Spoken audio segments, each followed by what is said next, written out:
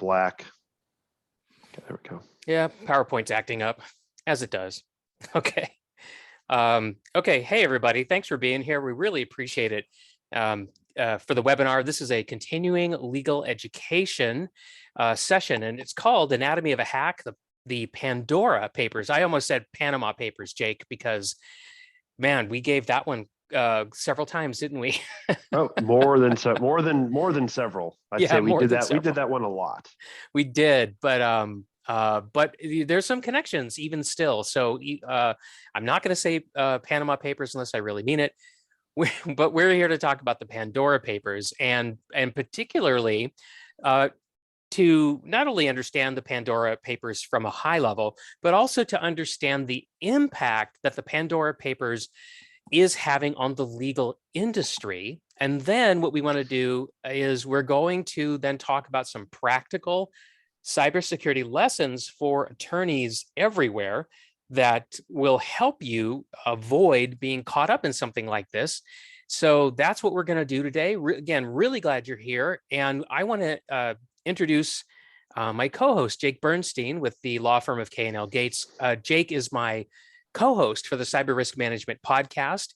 I encourage you to check that out. We're available on everywhere that podcasts can be found. Jake, you want to tell everybody about yourself? Sure, thanks, Kip. So I'm a partner at K&L Gates. I have been practicing attorney for just over 15 years, and I'm also a CISSP with ISC Squared. So I come at cybersecurity from both a legal and I guess cybersecurity standpoint. Yeah, great. And Jake and I have been collaborating now for 5 years, something like that, 6 years. Yeah, it's been a while. It's been a while. I know our podcast is in its 5th year, and we recently published episode 100. So and for those of you who don't know, my name is Kip Boyle, and I work as a virtual, or sometimes people like to say a fractional, Chief Information Security Officer. And I've been working in the cybersecurity industry since long before it was ever called cybersecurity. And I've worked as a Chief Information Security Officer for an insurance company, an IT service provider, and well, let's just say I've been around the block, and I've done a lot of cybersecurity management, but I've also done a lot of technical work as well. And these days, what I'm doing is, as a vCISO, I am serving companies who don't have a security leader for whatever reason. Some of them are too small to be able to afford one. Some of them it just doesn't make sense for them to have somebody on full time. And so I can help guide them.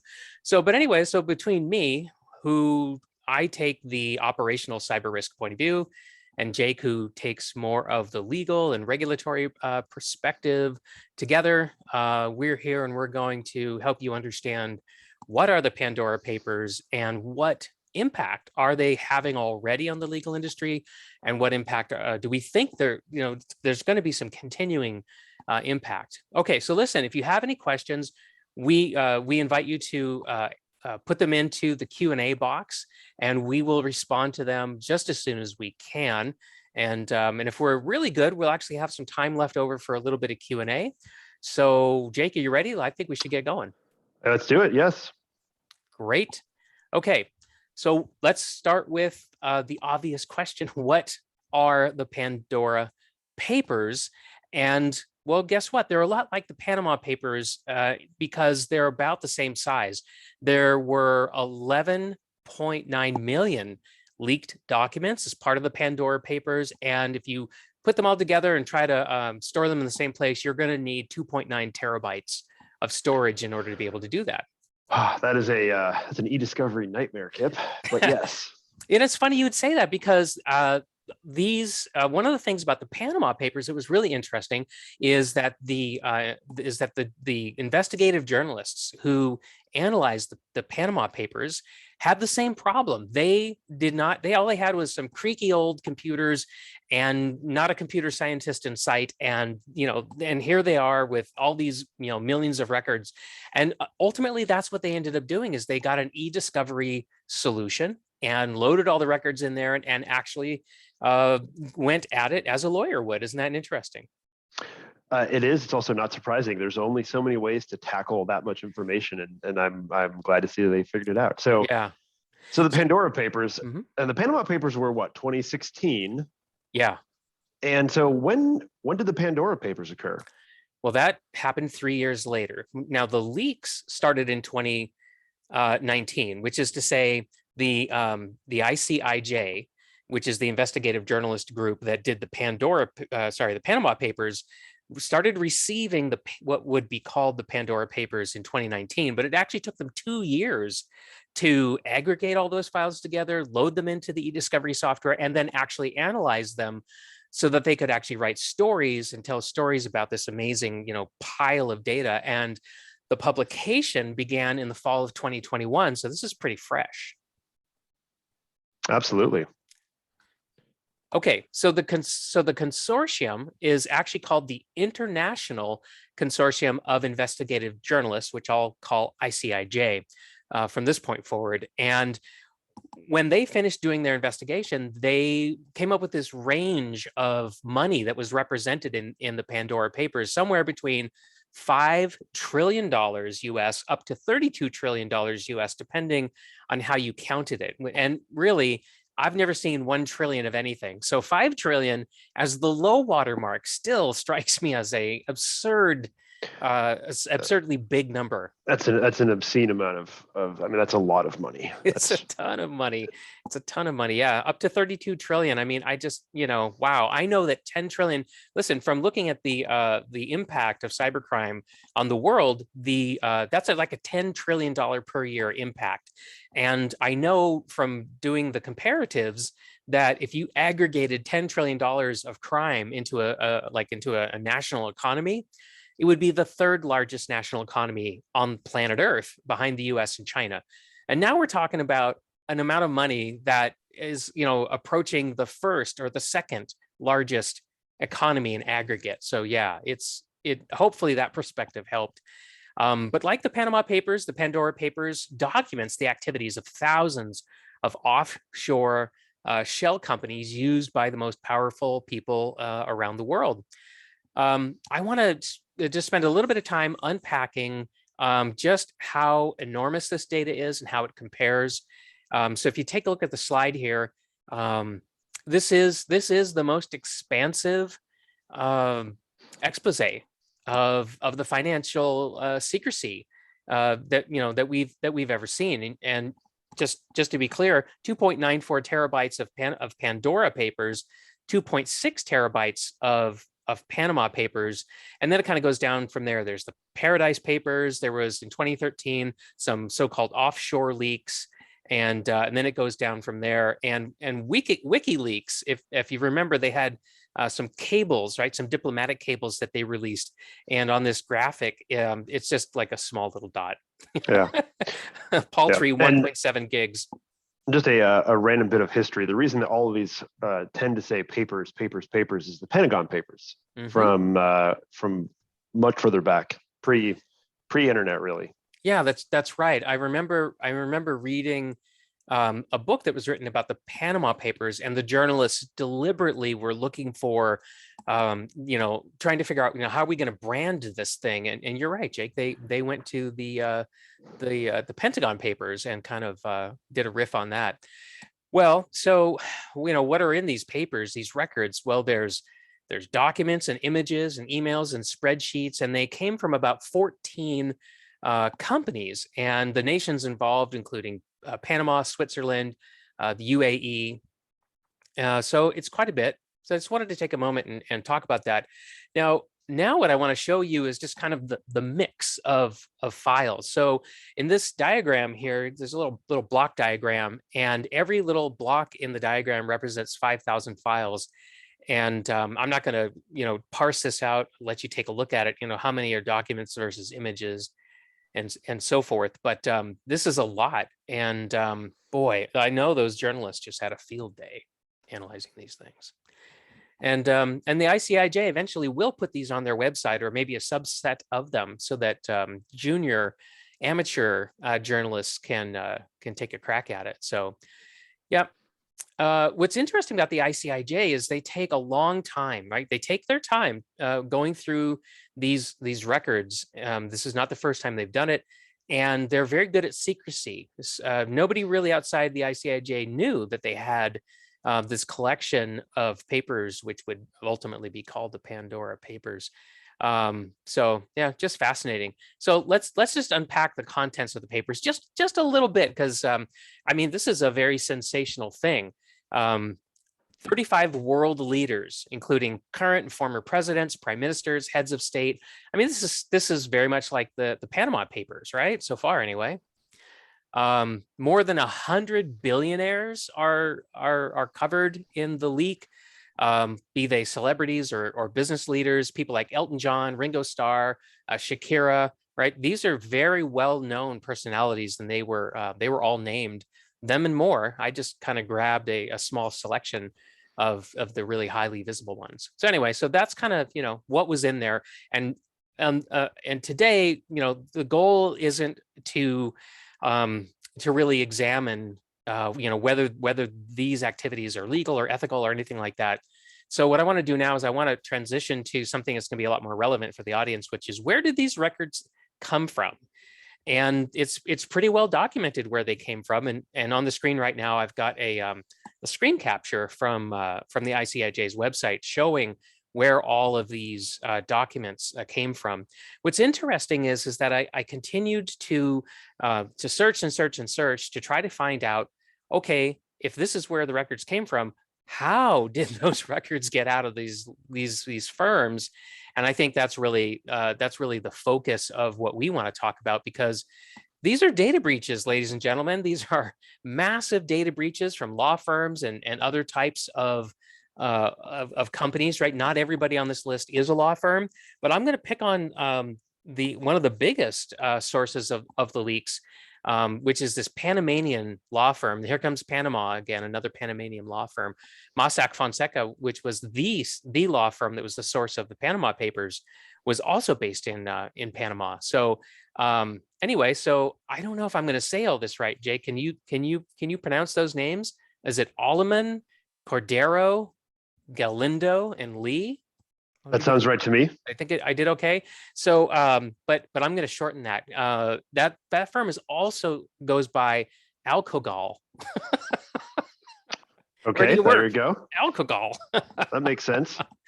So anyway, well, I picked them out because they were mentioned more than any other offshore provider in the leaked documents, and we're talking about 14,000 shell companies and trusts set up all over the world by this one law firm. And the other thing that I think is fascinating is if you look at the number of records, so over 2 million, and the time period. Yeah. The time period is stunning. The first records from the Trove go back to 1970. And if you think about that, well, okay, that means they must have digitized their records at some point, right? Somebody sat down, many people's sat down and did a ton of scanning of paper documents, right? Is there any other way to do it? No, I mean, that's what happened. They were, I mean, I know there are, again, this was e-discovery before it became something to discover, right? There's services that will go through and just digitize vast numbers. By the way, interestingly enough, Glenn D. Godfrey and Company, also a law firm. Oh, good to know. LLP. Yeah. Yeah. Yep. And they're in Belize. Yeah. So there's at least two law firms on this list. And really, I want to, that's really kind of the idea here, right? Is, hey, Mr. Attorney, Ms. Attorney, you have a treasure chest in your firm of records that other people would like to see. And maybe you're not making shell companies and trusts, but there's no doubt you have confidential information that, if nothing else, the other party in a lawsuit or in a transaction that you're facilitating would love to have access to that to prepare themselves for a defense or a negotiation or something like that. And so, these are real data leaks. And this isn't an ethics CLE. We're not gonna roll out the RPCs this time. You can watch our last CLE if you wanna do that. But really, this is just about, hey, your law firm is valuable. You're serving your customers, and you certainly don't want to have a data breach. I thought it would be interesting to throw in the picture of the principals of the Mossack Fonseca law firm at the center of the Panama Papers, Ramon Fonseca and Jürgen Mossack.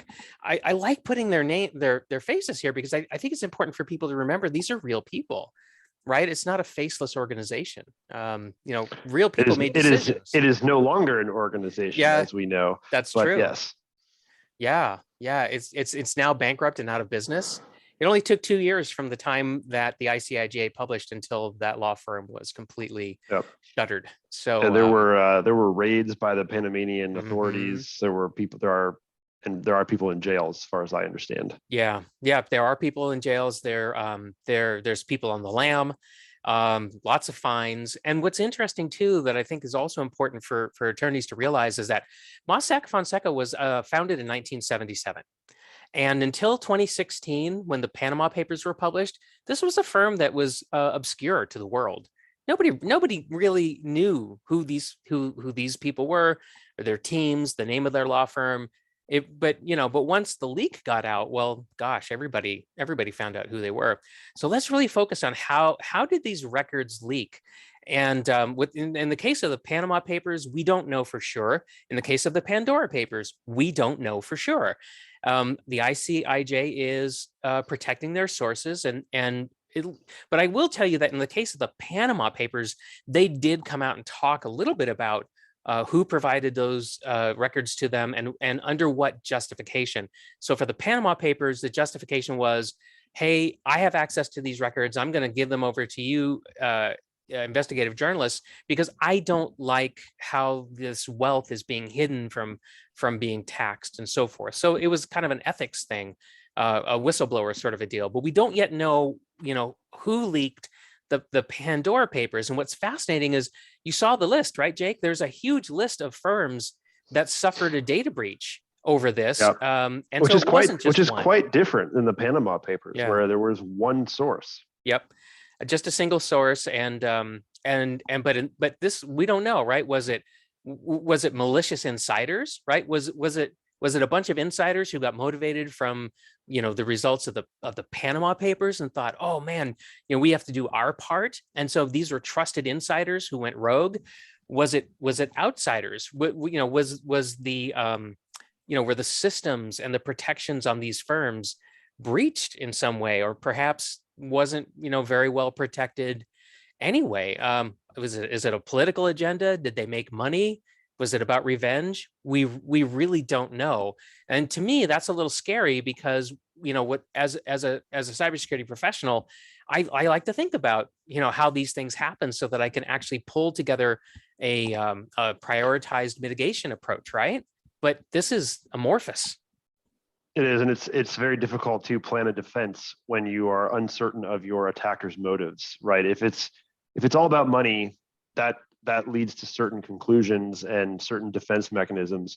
When it becomes a matter of principle, as it appears to have been with the Panama Papers, it can be a lot harder. I mean, someone might be dissuaded from doing something.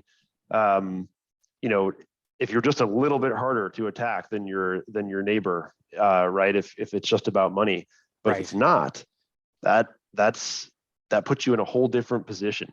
It really does, and it makes the threat more insidious, because when somebody's motivated by money, there are limits to what they'll do to attack you. But when they have a political agenda or they're bent on revenge, people don't really account for monies spent on those kinds of missions. No, I mean, rationality can go out the window. Yeah, so it absolutely does. Becomes very challenging. Yeah, but I will say that on the ICIJ website, if you go there and look around, they are actively soliciting leakers and whistleblowers, right? So that tells you, I think, something about maybe some of the motivation here. I would think that the ICIJ is probably going, oh wow, all these confidential sources are insiders, or maybe many of them are, and so yeah, we should probably hang out an invitation for more. I don't know. I mean, that's how I interpret it. How would you interpret it, Jake? I think it's going to be interesting. I mean, do we even know if the Pandora Papers are from the same group? I guess we wouldn't. The same group of leakers, or? Yeah, the same group of leakers. We don't know. Is it one leak, or is this a dozen plus leaks that has been so we don't aggregated? know. We know they're from multiple firms, right? And so then the question is, Did they have insiders in multiple firms, or was it a single outsider who just methodically attacked each firm in turn? Was it a remote attack that was purely electronic, or was there somebody actually, in an office building? I don't know. So what? A dangerous question. What do we know about the Pandora Papers? Well, we know that the ICIJ has them. We know that they've spent 2 years analyzing them. We know a great deal about their contents. What we don't know is, and we know where they came from, we just don't know how. How did they get out of these law firms and other financial firms? We showed you the list. How did they get out of there and get into the hands of the ICIJ? And nobody's talking about that. I can find no information about that. Interesting. Yeah, and if anybody listening to the CLE knows or has a lead on how it happened, or really a strong theory, I would love for you to come and tell us, because as I said, it's difficult to guard against a data breach when you have no idea how they're coming to get you. So hold on to your records, people. All right, let's take a look at the global impact of the Pandora Papers really quick. And it really is global. More than 27,000 companies in the data, right? I got a little screen cap here that shows you a heat map. It's a map of the world with all the geopolitical boundaries on it, and you can kind of see where it's affected. And I'm looking at this map, and there's what, 1, 2, 3, 4, 5. I mean, less than a dozen places have no color on them. So it's really global in scope. And then just in terms of politicians, more than 300 politicians from 90 different countries and territories. And there's a full breakdown of where these politicians come from, correlated to the different firms that had their records stolen, which ones were serving. And you can see that Alcogal, our law firm in question, is at the top of the heap when it came to politicians with quite a number. And it's not even close. Nope, it's not even close. So Africa, Americas, Asia, Europe, Middle East, I mean, they really had the lock on the world. So so that's another reason why I thought it would be good to focus on them. Now, because law firms are the source of so many of these records, there's actually something going through the US House of Representatives right now. It's actually a bill going through there that would extend the know your customer regulations from the financial services industry into the legal industry, which means that lawyers may soon be required to investigate foreign clients who are seeking to shelter their assets in the American financial system. So attorneys, if you don't want to have to, act as an agent of the US government and do these kinds of investigations, well, I don't know, call your representatives, perhaps? So many, we could probably have an entire CLE just off of this slide, but that of course is not the focus. Right.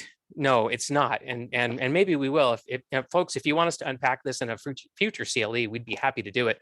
But it's called the Establishing New Authorities for Business Laundering and Enabling Risks to Security Act. The Enablers Act. Got to hand it to the folks that come up with these acronyms for federal legislation. Yeah. And so it would, require lawyers to follow the same anti-money laundering responsibilities as a bank.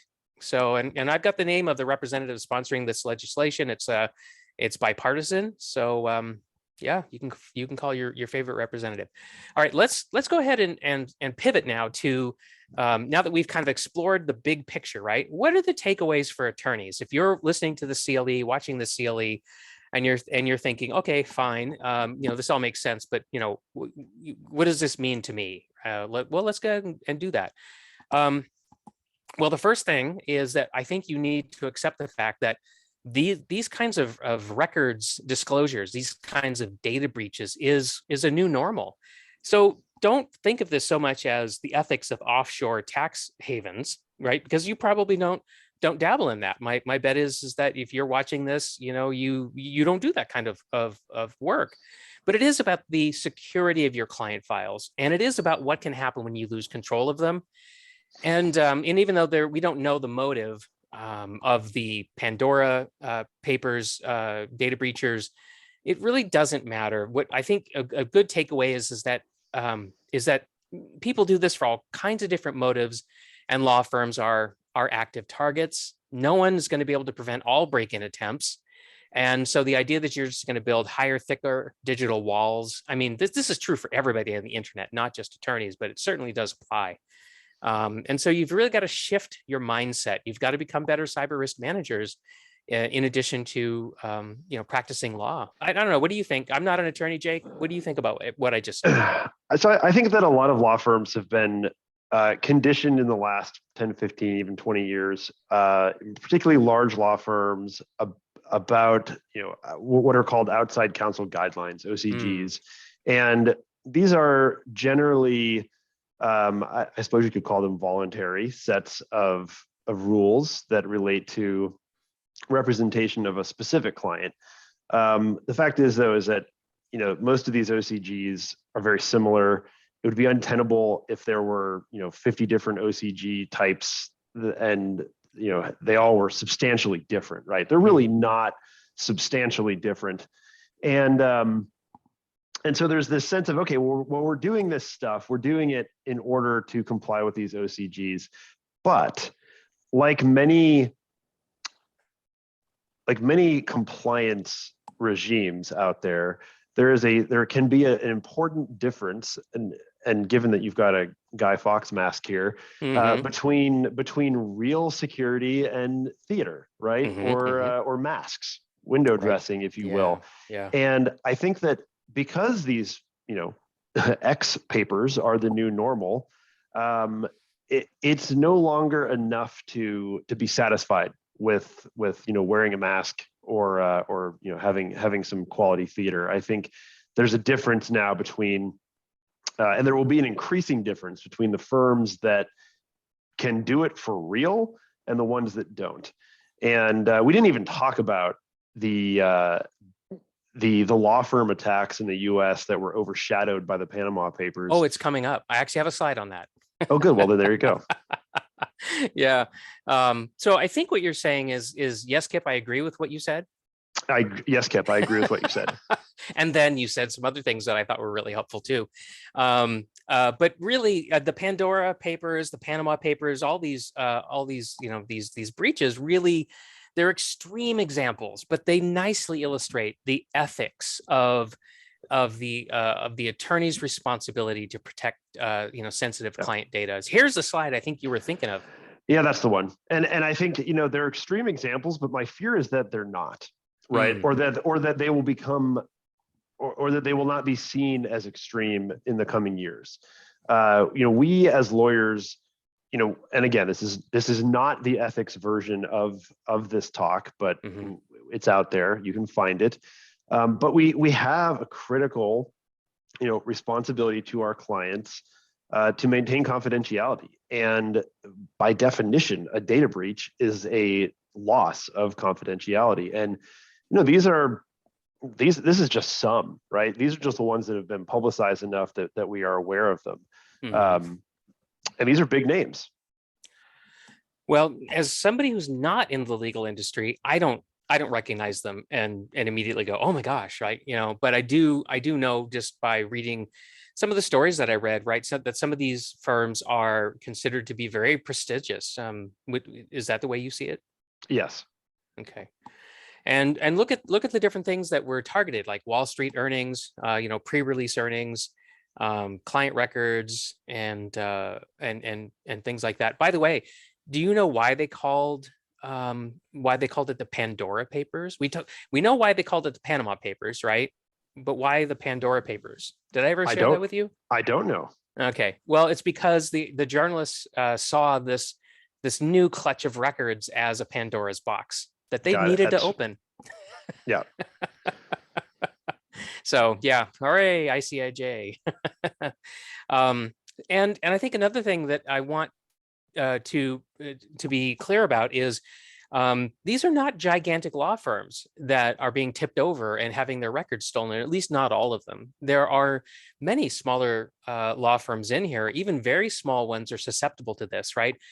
I talk with business leaders all the time in many, many different industries, and what I find as a theme is that they don't understand that there are new economics in play here, right? So if you think about a typical business leader might say to themselves, well, why should I go get 10 mid-sized clients when I can take that energy and I can get one giant client or two giant clients, and then my billings are going to be much bigger and I have that many fewer relationships to manage and so forth, right? So there's this idea that people want to go after the big game because that's the most economical. You're going to get the biggest return on your investment, but that's not the way cyber attacks work at all. They're well organized. They've got sophisticated technology. They're scaling their operations. And I often say this, and some of you may have heard me say it before, but every technology that Amazon uses to challenge Walmart is in the hands of the cyber criminals. And so it's very low cost for them to target any and all law firms, no matter what the size, no matter what the location. I don't know. What do you think of that, Jake? I think too that there's a tension at play in this, particularly on this slide, in that we often tell clients and customers, understand that you're not being, quote, targeted, because I think a lot of people have this sense of, well, who's going to come after me, right? And the implication there is that they are being, specifically sought after. They're being targeted by an individual. And, we find it very important as cyber risk managers to dispel that myth by saying, unfortunately, you're not that special. What's happening is that there is a vast quantity of bots that are essentially automated phishing lines. That's probably one of the reasons. That's why we call it phishing. Phishing, yeah. And a dragnet, yeah. A dragnet, and these things can happen to anyone. Yeah. So that is true, but in this context, I actually think that we have to be careful and walk back a little bit of what we say. And I think you're about to tell us. Give us one example of exactly why. So maybe if you talk about Puckett Farage, which, as you say, has 4 attorneys, you will see why I'm thinking that we need to walk back that to some degree. Okay, well, let's look at that case. This is a very interesting case. It happened about 10 years ago.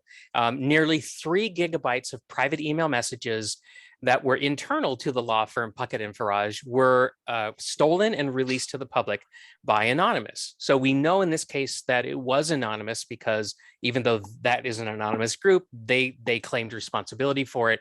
And why did they do it? Well, their motivation was outrage.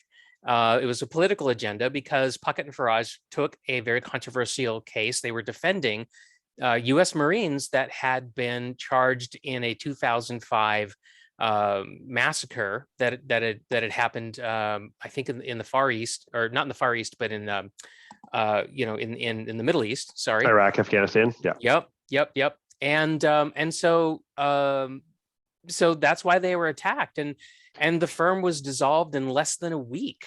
From the time that it was attacked, and on the screen, I went out and did the research, and I was like wondering where, pulled up a Google map, like where are these folks located at, and that's when I came across the permanently closed banner on their Google Map entry, and that I continued to do some research, and I actually found a excerpt of an email that was released as part of the data breach, where the office manager, whose name was Marcy, actually sent a message to her mother and said, hey, there's a group that's hacked our law firm. It's stolen all of our data.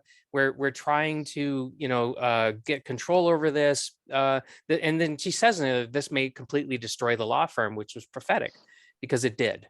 And so, I mean, it's awful. It's awful.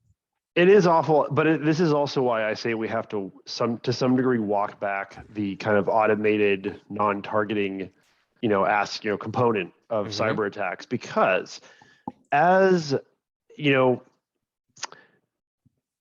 can be engaged in behavior and activities, and whether it's you or your clients, that can bring attention. Yes. And what makes that particularly difficult from a cyber risk management perspective is that it's relatively, I don't want to say simple or easy or even straightforward, but it's relatively at least common to defend against non-targeted, broad-based trolls, Yeah. trolling attacks, phishing attacks, things like that. Opportunistic. Opportunistic. We expect that, right? When it actually becomes a targeted attack, it's a completely different ballgame. It's a lot harder. It's so much harder. And so, in terms of risk management, what law firms should be doing is not just taking all of the precautions that they have to take because they agreed to do it in OCGs, but they should also be thinking about, what, I call it we call it threat modeling, right? Yeah. Kip, what are we engaged in right now that might make us a target for, whether for either criminal hackers or activist hackers. Hacktivist is a thing that's, and I think that is, it creates a very different threat environment for law firms. It's much harder. It's much harder. There's no doubt about it. And you may not even be able to really stop them. But that doesn't mean you should not try. You still have to practice reasonable cybersecurity and do your best. And I'd say it goes the other direction. You have to try even harder. Yeah. Like there's not an option of anything other than trying harder. Yeah. Well, so let's start talking about some of the practicalities here. We told you we would, and so now let's go ahead and do that. So if you're wondering, oh my gosh, where do I start? Okay, this is all very interesting, but what does it mean to me and what do I do? Well, I would say your top concern is phishing, because that's how most attacks start these days. And why is that? Well, quite frankly, it's much easier to compromise the emotions of a person sitting at a computer that has using an account that is privileged to access records that as an outsider you could not access, right? So if I can phish somebody, then I can possibly steal their accounts to get access to systems and data, maybe drop malware on the machine silently so that I can remote control your system, or I can get into your email and I can hijack monetary payments, monetary transfers, maybe pilfer out of your trust account. I mean, there's all kinds of awful things I can do, but really phishing is a huge source. There's other sources, but this one's particularly insidious. And no matter how good your firewall is, or maybe you're using a cloud first approach to to doing your systems, phishing is just pervasive. It exploits your people and your processes, not really your technology. So so this is a big deal. And what I challenge my customers to do is to make clicking on a phishing link irrelevant. I really think that should be your goal. A lot of people would say that your goal is to reduce the rate at which people are clicking on a phish link, or that your goal is to get 0 people to click on 0 links or something like that. But that's not tenable. We've been pursuing this goal as an industry for years, and I have yet to encounter anybody who's actually been able to achieve a 0 phishing clicked environment. Well, and the statistics have shown that the best you can do is about a 3% click rate.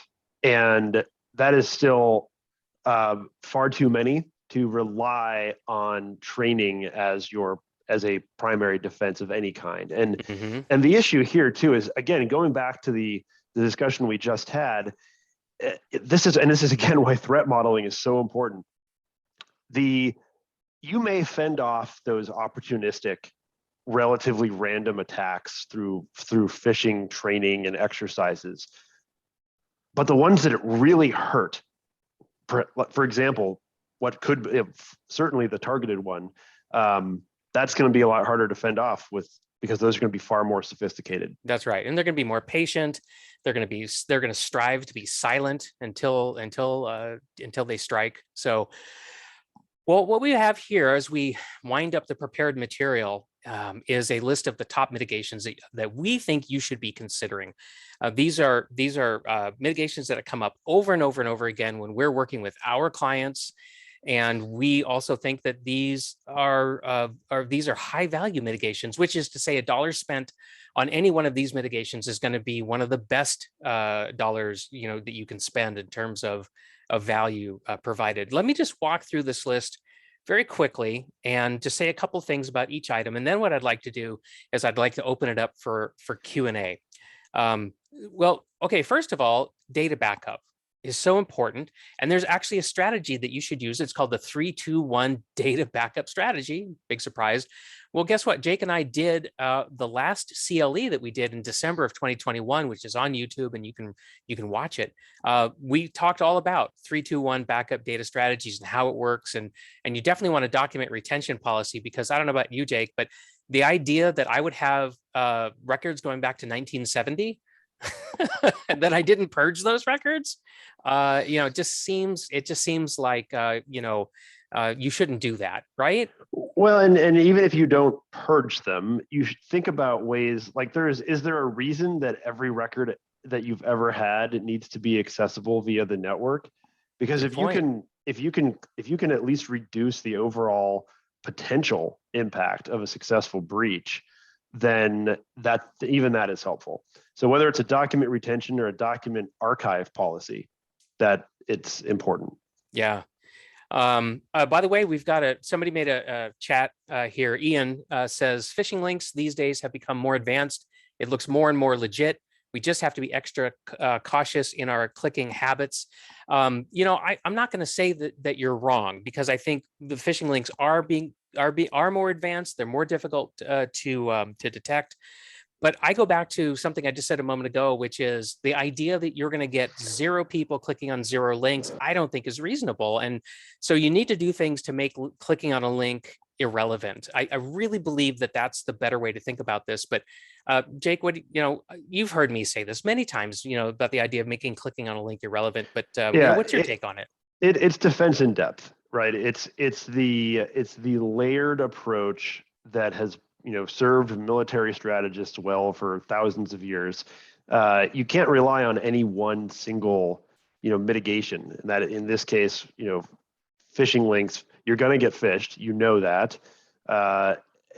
People are going to click. That too. Mm-hmm. So what else do you do? I mean, obviously, and we're not saying don't do trainings, don't do exercises. Correct. It's a lot easier. We're not saying that. I mean, it's best to minimize the threats that you're exposed to, but it certainly is not enough. And I don't think anyone anymore would ever argue that or even discuss that. So these other ones I think are really important.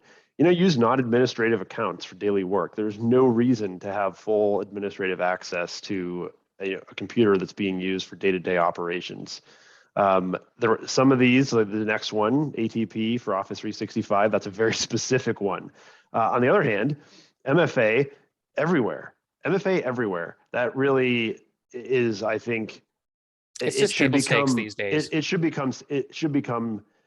be considered table stakes. I think for every organization. What's really interesting, Kip, as you and I have seen, the evolution of cybersecurity insurance.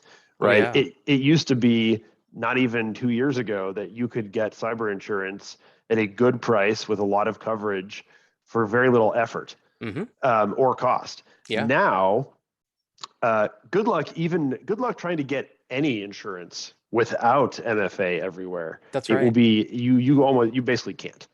Yeah, it's extremely difficult. Even if you offer to pay a higher premium, a lot of carriers won't do it. They'll just say no. They'll just say no, or they'll quote you something that's outrageous. And I've seen that. We had a $1 billion company come to us recently and said, we've had cyber insurance for 10 years, but this latest renewal we were given was ridiculous. And so we're not going to buy, and we're going to self-insure for cyber, which made me sweat a little bit, because what they were asking us to do was help them do that. And so I was like, wow, you're going to self-insure for cyber. And I said, well, show me the quote. And they did. And it was outrageous. It was ridiculous. It was not economical for them to pay the premium, take the significantly reduced coverages, significantly higher retention. It just didn't make sense to do it. So, it was clear that those insurance companies did not want to cover them, even with MFA, and so they wrote this crazy quote. But anyway, sorry, got on a rant there. So you were talking about MFA, Jake, and then just a couple more bullets here. You want to stay on supported software. You don't want to lag behind in your operating system versions or your applications. You don't want to lag behind there, because while phishing is a huge attack vector, You can also get attacked because you don't have all of your security patches installed. And even if I phish you, if I can then find systems that don't have all their security patches, it just makes my life as an attacker just so much easier if you don't do that. And then procedurally, don't move money on the strength of a single terse email that rolls into an inbox, at 5 p.m. on a Friday, with pleas and begs from what looks like to be, some powerful person in your firm saying, you got to move this money right away. There really needs to be a 2-person rule established for transactions that come in over email versus ones that come in, by phone call or something like that. I mean, really just look at, how I'm sure you've seen plenty of attacks where people tried to get you to move money. Well, it's almost always an email. Sometimes it's a text message, right? And so you want 2-person rules in those situations, just to kind of give people a chance to to get out of their adrenaline rush because they think that the firm's senior partner just asked them to do a quick favor. So my favorite example is when the senior partner suddenly wants a whole lot of gift cards. That's tends to be it's a good point, or a good red flag there. Yeah, especially if why do they especially want if they're iTunes. Yep. Okay, well, anyway, so those are the top mitigations that we think move the needle. So there you go. Hopefully you have some of those in place already. Well, let's go ahead and switch to an open question and answer session. So if you have any questions or just comments, we'd love to hear from you. And so just go ahead and open up the chat and let us know what's on your mind. We're happy to have a conversation with you right now.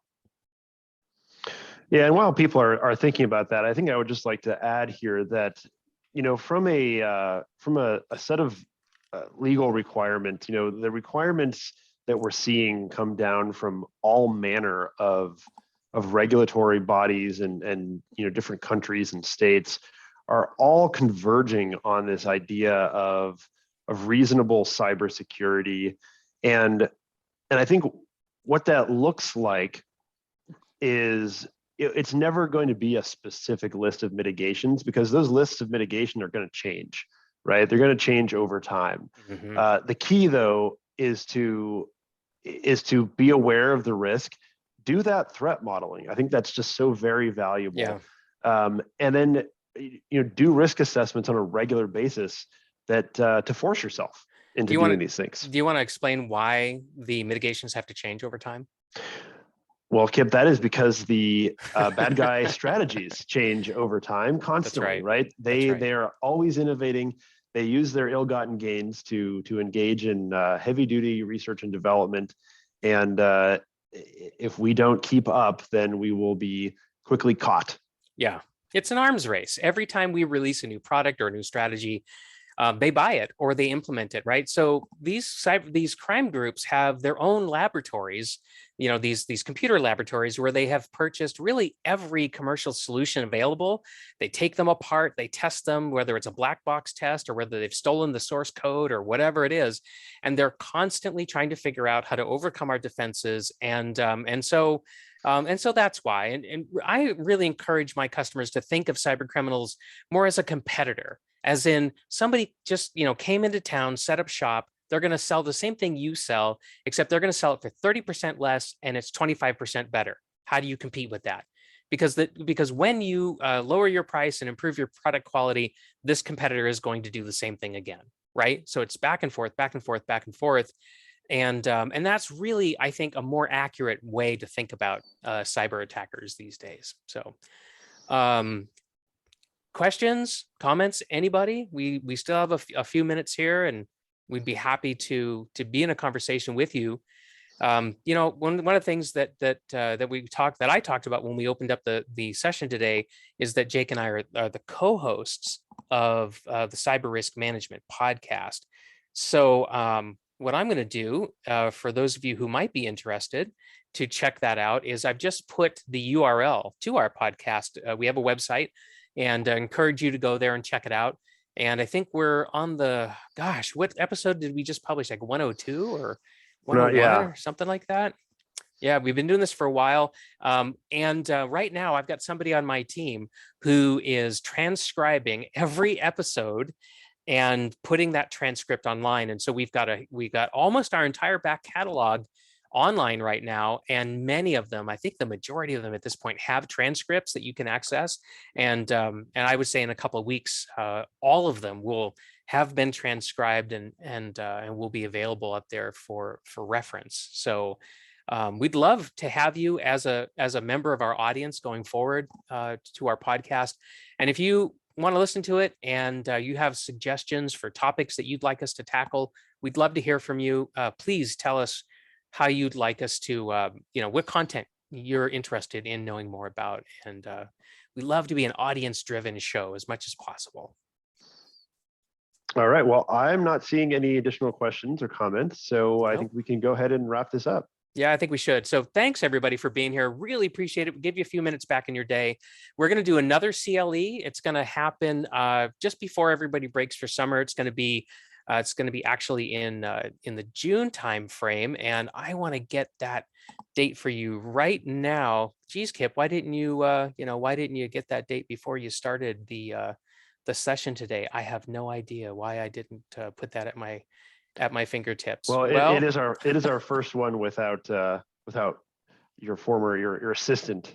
Well, that's true. I used to have somebody helping me run this and keeping everything straight for me, and today I'm flying, operating all this stuff on my own. So sorry, folks. I don't have that date at my fingertips, and I certainly don't want to give you the wrong one. But we will follow up with that information. So hopefully you'll mark your calendars. We'd love to have you come back.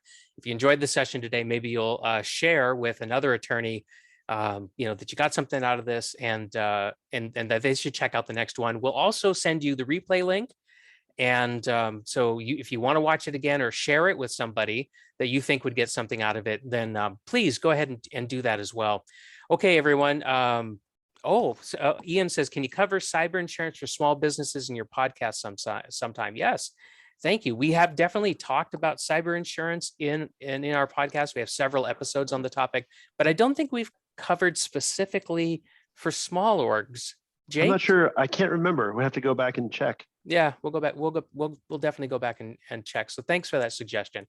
Okay, everybody, that's a wrap. Really appreciate it. Hope the rest of your week goes really well. Bye.